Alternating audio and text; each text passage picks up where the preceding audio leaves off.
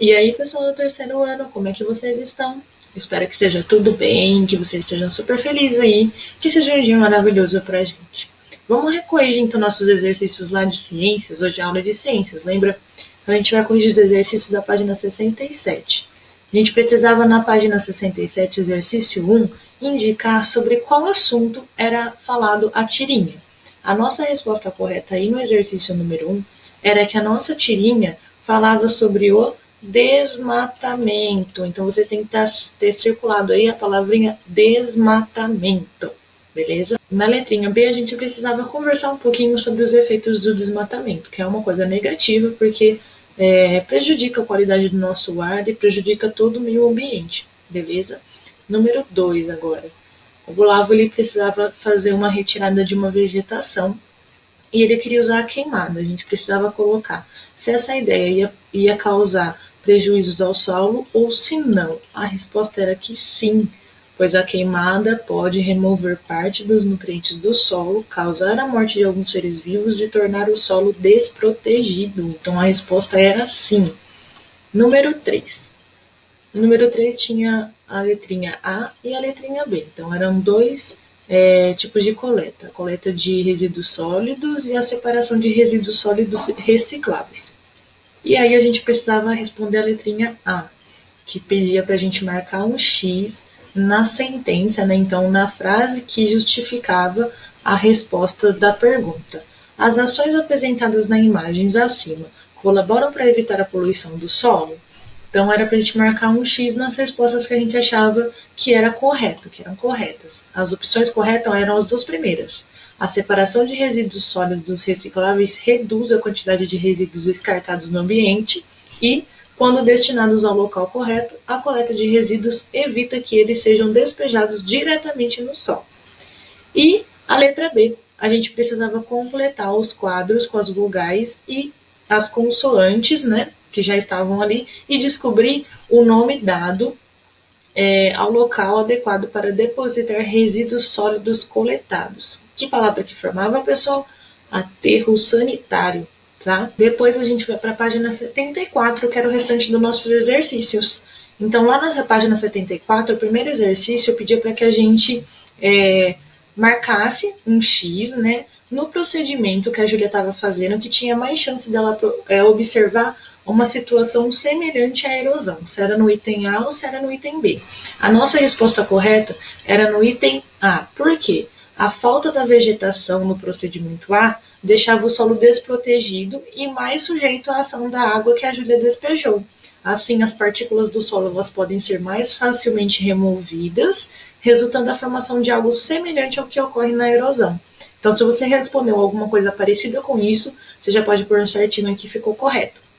A número 2 mostrava uma imagem do deslizamento de terra e pedia para a gente responder se a gente achava que o deslizamento de terra ele ocorre mais em áreas com cobertura vegetal ou sem essa cobertura e marcar um X na opção que dava a resposta do porquê a gente colocou se era com vegetal ou sem vegetal. Então a resposta era a opção 2 e que o deslizamento de terra ocorre mais em áreas sem cobertura vegetal. Então, na letrinha B, a gente ia colocar um xzinho na frase 2, por quê? As raízes das plantas, elas ajudam a manter as partículas de solo unidas. Além disso, as plantas evitam que a água da chuva atinja diretamente o solo. Então, por isso que as áreas que não têm cobertura vegetal, elas acabam tendo mais deslizamento, por falta dessa raiz que segura, né, as partículas do solo. Fechamos essa parte de correção. Agora a gente vai fazer uma revisão do conteúdo, que a aula de hoje é simples, tá, pessoal? A gente vai retomar o que a gente já estudou para memorizar e passar para a nossa próxima aula da semana que vem. Então, vamos revisar esse conteúdo. Então, vamos lá para a nossa revisão. Nessa unidade 2, a gente trabalhou o solo. Então, a gente tinha como tema nessa unidade observando o solo. Mas como que é que o solo é formado? Pessoal, como a gente viu no livro, a gente viu que a formação do solo é resultado da interação das rochas com o ambiente e das ações dos seres humanos. Então, quando o ambiente entra em ação com as rochas, isso através da chuva, dos ventos, Essa ação da natureza, ela provoca uma reação nas rochas, né? Ela sedimenta, então ela desconstrói, ela fragmenta a rocha vai se quebrando. E com isso, a gente tem a formação do solo, que aí, conforme o tanto de rocha, a qualidade dessa rocha, esse solo ele vai se formando. E aí o que acontece? Dentro do solo, a gente tem uma camada ali chamada subsolo, que é de onde pode ser encontrada água, petróleo, gás natural, ouro, ferro, prata, entre outros componentes também. Depois da formação do solo, a gente tem diferentes tipos de solo, porque nem todo solo é igual ao outro, né? Eles têm diversos tipos. E esse solo ele pode ser caracterizado por coisas específicas, como por exemplo, pela cor. Tem solo que pode ser avermelhado, tem solo que pode ser escuro e tem solo que pode ser branco, né, embranquiçado. Então, cada solo ele é desenvolvido de um tipo e tem as suas cores. Além dessa característica da cor, ele também tem uma palavrinha chamada textura. O que é a textura, pessoal? O solo ele pode apresentar grãos mais grossos, que nem o da areia, e ele também pode apresentar grãos mais finos, como o da argila. Então, quando a gente segura uma porção de solo rico em areia, a gente percebe que as partículas ela têm textura mais grossa. Quando a gente segura a argila, a gente sente que é uma textura mais fina. Então, eles têm texturas diferentes. Então, ele tem a cor, a textura diferente, e ele tem um terceiro elemento também que é diferente, é a permeabilidade. Mas o que é a permeabilidade, pessoal? É a capacidade do solo de filtrar a água. Então, a gente tem o solo que é rico em argila, que a água não consegue se infiltrar no solo com facilidade, porque ela é fina, né? Então é pouco permeável.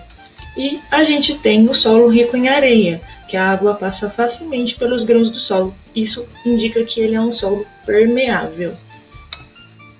Depois disso, a gente estudou que o ser humano ele utiliza o solo. Então, o ser humano trabalha muito com o solo. Para quê, pessoal? Ele trabalha na extração de materiais. Então, a gente tem a extração do alumínio, do cobre, do ouro, que são exemplos de materiais que são extraídos do solo. A gente também trabalha, né, nós, os seres humanos, com a produção de alimento no solo. Então, tem as verduras, as hortas, que tem tudo a ver com essa produção de alimentos, né? Mas a gente também estudou uma coisa muito importante, que são os processos de preparação do solo. A gente viu que para uma boa plantação é preciso ter a aração, que é o começo da preparação do solo. Depois a gente precisa adubar, que é deixar o solo rico, né, o solo forte, drenar para não deixar um acúmulo de água e esse solo não virar lama, e depois irrigar para a plantação ser boa. Nesta preparação do solo, a gente também viu que o ser humano utiliza o solo para a criação de animais. Então a gente tem aí a fotinho da vaca e da ovelha. Através da criação de animais, o homem também tem os alimentos. Quais são esses alimentos, pessoal? A gente tem a carne, que pode ser lá da vaca, né? E a gente também tem a fabricação de roupas, né? Igual a lã, que vem da ovelha. A gente vê que o ser humano também não está cuidando desse solo, que com o efeito de falta de tratamento de esgoto, agrotóxico, desmatamento e a queimada, o solo vai ficando pobre, né? O solo vai ficando danificado e a gente não tem nem como fazer as plantações que precisamos para sobreviver, não é isso? Por isso, a gente tratou desse tema da importância do solo. Por quê? Se o solo não é bem tratado, se ele não é bem cuidado, acontece o processo de erosão. A erosão, ela acaba danificando. É claro que é um processo natural, que a terra acaba sofrendo, né? O solo acaba sofrendo, mas as atitudes dos homens, dos seres humanos, as nossas atitudes, elas forçam ainda mais esse processo, que é onde não tem onde cultivar os produtos, porque aconteceu a erosão. Por isso que a gente trabalhou essa temática, né? Para entender um pouco da importância do solo.